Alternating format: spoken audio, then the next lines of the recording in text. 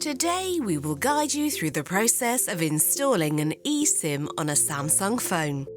To begin with, you will need a stable internet connection, which can be either Wi-Fi or mobile data, a device that's eSIM compatible, and a device that is network unlocked.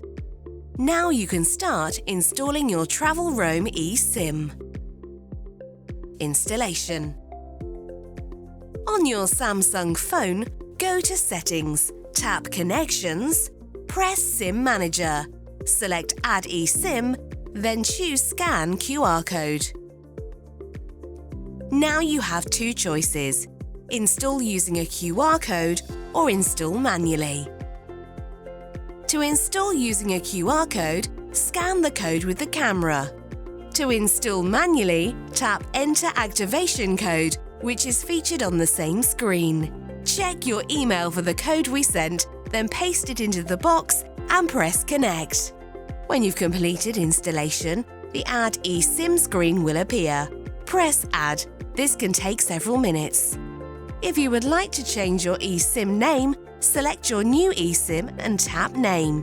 Rename it to Travel Roam, followed by your destination. Job done.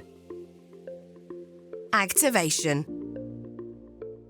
Once you reach your travel destination, you'll need to activate your eSIM.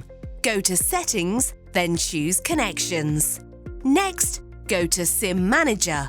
Under the Preferred SIM section, select Mobile Data, then choose the Travel Roam eSIM as default for mobile data.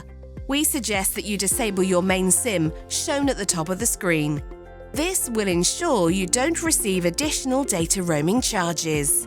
Head back to Connections, tap Mobile Networks, and select the Data Roaming option to activate your eSIM. Now you're ready. Roam the world for less.